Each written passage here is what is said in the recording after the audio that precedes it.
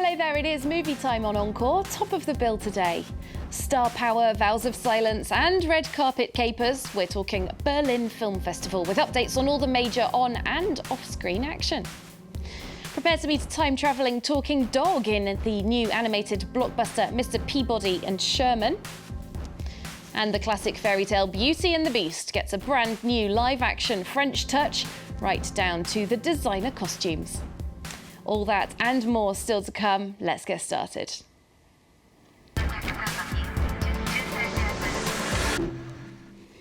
And I'm joined by our film critic, Lisa Nesselson. Hello there. Hello. Very nice to see you, Lisa, and hello as well to you, our viewers. First up, this week we said goodbye to arguably Hollywood's greatest child star.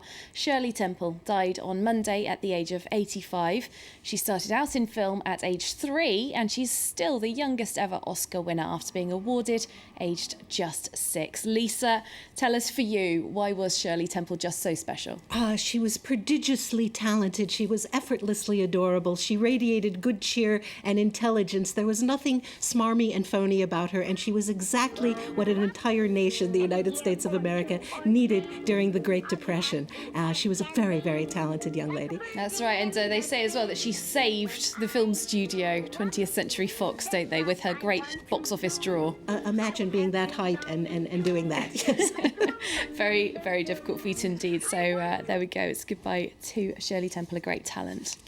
We'll move on to one of the world's biggest movie festivals. Berlin may not have the glamour of Cannes, but it does certainly have the clout. Lisa, tell us, why is this such an important moment in the movie calendar? Well, there are 3 major European film festivals, all very old and venerable, and they are named for the cities they take place in. So you've heard of Cannes and Venice. There's also Berlin, and people are out there making movies all year long, and they want them to be shown on the world stage. But if a film isn't necessarily ready for Venice in the autumn, then maybe it'll go to Berlin in the winter or to Cannes in the spring. And so Berlin is just a must stop. It also has an incredibly important film market at which many of the deals to make movies or distribute them in the rest of the world are made.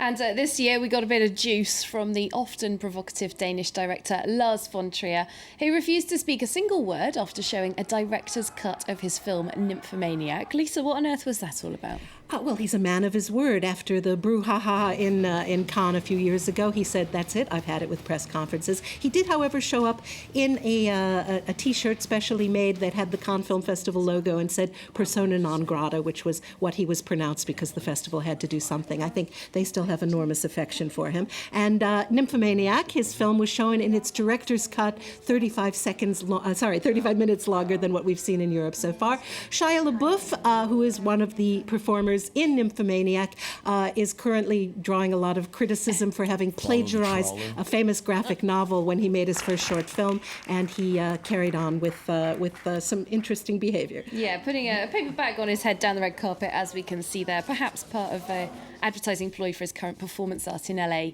Who knows?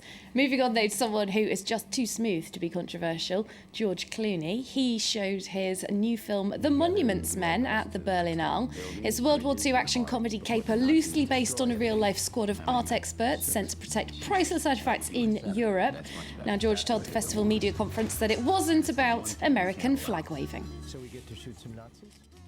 It wasn't to make a patriotic film as much as I thought it was to talk about a unique group of people who did something for the first time in the history of war, which is the victor didn't keep the spoils. You know, they gave it back. And The Monuments Men has been broadly criticised by the critics, but it still took $22 million on its opening weekend in the United States. Now, another international film festival that is a world leader in its own way has been going on lately here in France. This one gets rather less press, however, as it's a short film festival. Lisa, tell us why the Clermont-Ferrand Festival is short but mighty. Where do I start? It is the most important event in France for film going after Cannes in terms of attendance. 160,000 people line up to stand in line from 10 in the morning till past midnight in 15 venues, over 5,000 seats. People get turned away. The main auditorium has 1,400 seats, and they have to do the closing ceremony 3 times to accommodate demand. A couple who made a film from Australia were sent by the Australian government to Clermont-Ferrand, demonstrating its importance. Here's what they had to say. Clermont-Ferrand is the most prestigious short film festival in the world, and so it was always my dream to make a film and have it premiere here. And so when you get to Clermont, a door opens and everyone has time for you. And you can book meetings with whoever you want, buyers, distributors, filmmakers, everyone wants to talk to you. And I've been to a lot of festivals, but here there's not the same barrier between the filmmaker and the audience. And we can give you a look at one of the prize-winning films from the festival. This is Noah by Canadian duo Patrick Cederberg and Walter Woodman. It's about a teenager who breaks up with his girlfriend. It's 17 minutes and they all basically look like this. What's up? I don't know. Thinking about next year. I don't know about us. Okay. Well, I've just been thinking a lot about what it's going to be like when you're in a different city and I'm here and, you know, you're going to meet so many new people and going out and doing things, and I don't want to stop you from having the best time of your life. I don't want that to be your memory of me. Very modern indeed. Lisa, even the Facebook movie didn't include that much screen time, did it? Do the participants at this festival see this as a short film, as an art form in itself, or is it a stepping stone to bigger, more feature movies? Well, they get over 8,000 submissions from all over the world, so I'm not sure who wants to do what, but making a short film teaches you of necessity concision. We'll be very forgiving of a little long moment here or something that doesn't quite work in a feature, but a short film has to have a beginning, a middle, and an end, and it has to work. It has to have a punchline. And I have to say, I think a lot of feature films are way too long, so vive the short film for me. We're going to move on to one of this week's big feature movie releases. Mr. Peabody and Sherman is the latest big-budget animation from American studio DreamWorks. Lisa, I know you're absolutely dying to tell us about this, so I'll hand over to you. This is based on a television show that was a staple of any baby boomer's childhood in the 60s. It's about Mr. Peabody, who is a genius polymath who happens to be a talking dog and who took it upon himself to adopt his boy Sherman, a 7-year-old. And they have a time travel Wayback Machine, and they go and they visit various important moments in history. In the film, they go and see King Tut, they go and see Leonardo da Vinci, and they go to a certain country on the eve of a certain revolution. Let's watch. It's the Palace of Versailles, home of Marie Antoinette. You know, she was mostly famous for one thing. Cake!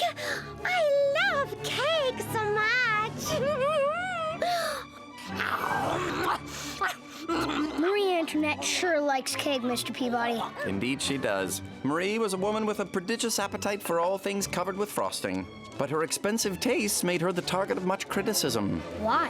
Because, Sherman, during Marie's reign, the common people of France were exceedingly poor. You've got any bread? No! I'm exceedingly poor! Now can we have some cake? May we? Oh, yeah, sorry. May we have some cake? May we? Maybe she can't hear me through the hair. Sherman, what the Queen means is... Let them eat cake! There we go, not quite a serious history lesson, but Lisa, this reminds me a bit of Bill and Ted's Excellent Adventure, which I learned a lot of history from. This is just for younger kids, though, by the look of it. Absolutely not. It works on both levels. Kids like it, adults like it. At least this adult liked it a lot. Every show had puns, and there's a wonderful pun here after they miss the guillotine and run through the sewers of Paris. When they're safe, Mr. Peabody says to Sherman, you know, but she could have saved herself all that if only she had published an edict providing bread for the people of Paris, but she couldn't have her cake and edict too. Oh, it's one for the grown-ups, definitely. Okay, so perhaps not just for the kids, it's one for all the family. We're going to move from a colourful animated delight to a more unassuming black and white Polish film now. Ida is by Paweł Pawlikowski, about a young orphan raised in a convent to be a nun in the 1960s. Lisa, black and white, subtitles, fairly austere-sounding story. It's not in widescreen.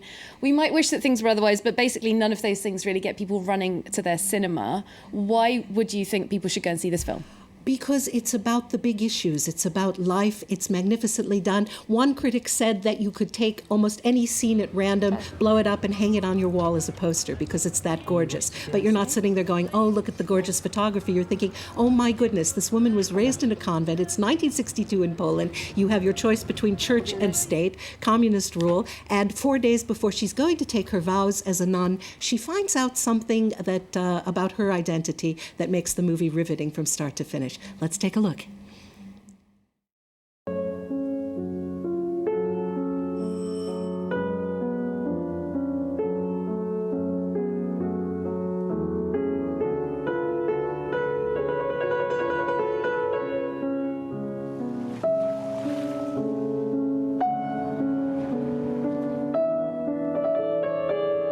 Nie masz czasami grzeszne myśli?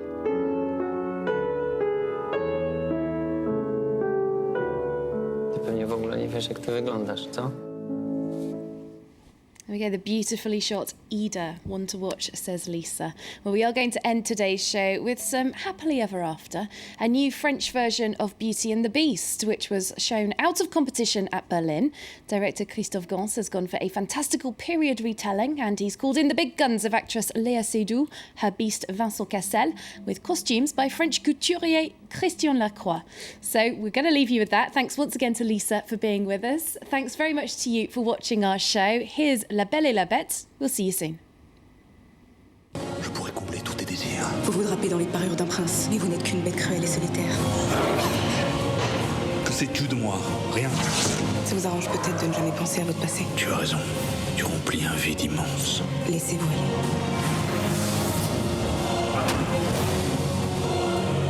Si vous ne